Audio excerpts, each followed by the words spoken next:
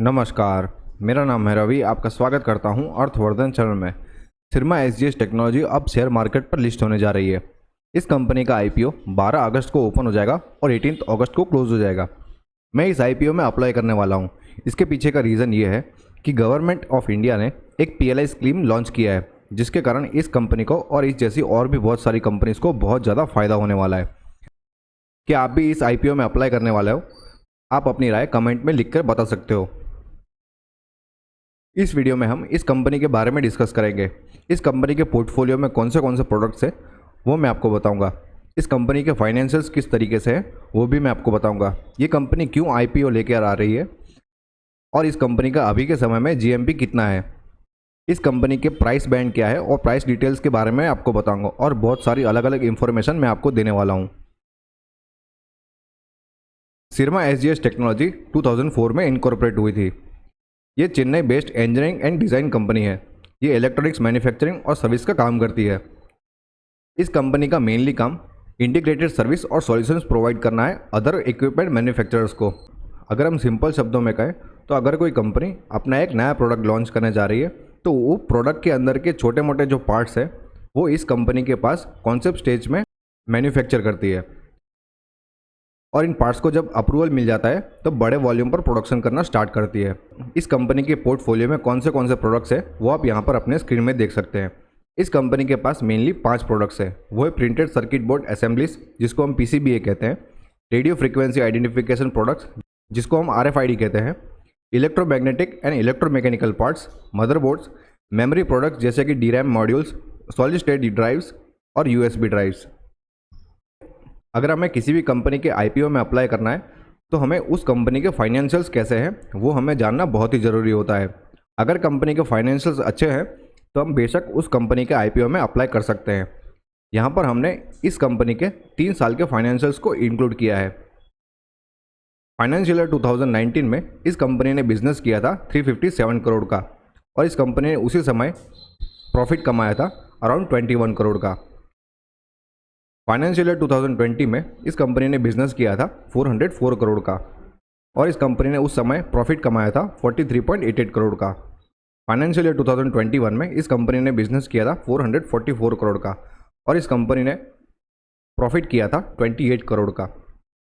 यहाँ पर हम क्लियरली देख सकते हैं कि कंपनी का बिजनेस साल दर साल बढ़ते जा रहा है, लेकिन हम यहाँ पर यह भी देख सकते हैं कि कंपनी का प्रॉफिट ऊपर नीचे हो रहा है।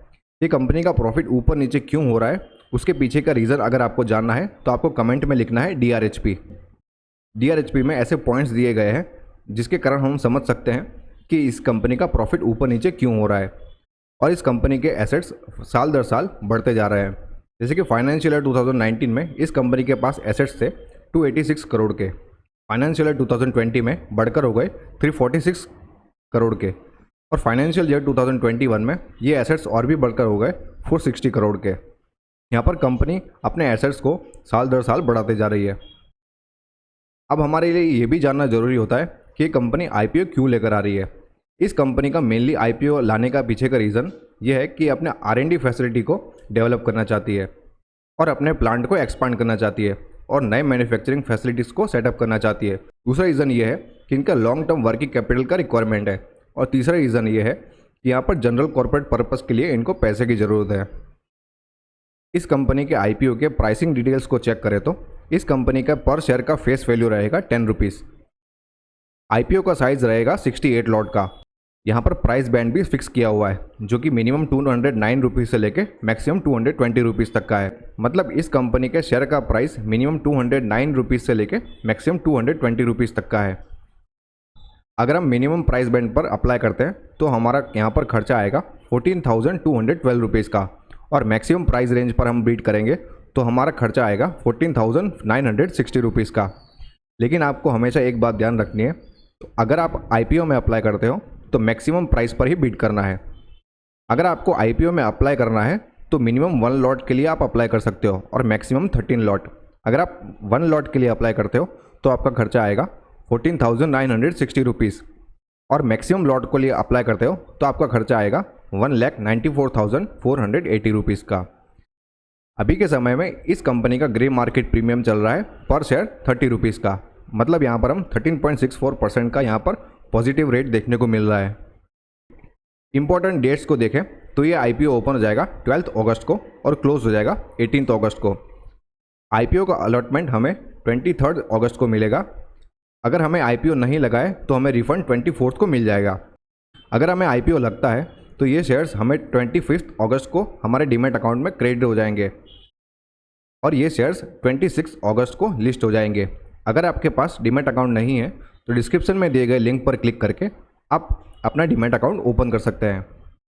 अगर आपको किसी भी तरीके का इन्वेस्टमेंट के रिगार्डिंग क्वेश्चन है तो आप हमें टेलीग्राम, ट्विटर और इंस्टाग्राम पर फॉलो करके हमें अपने क्वेश्चंस को पूछ सकते हैं। होप ये वीडियो आपको पसंद आया होगा। अगर ये वीडियो आपको अच्छा लगा तो लाइक करो, शेयर करो और सब्सक्राइब करो। Thank you.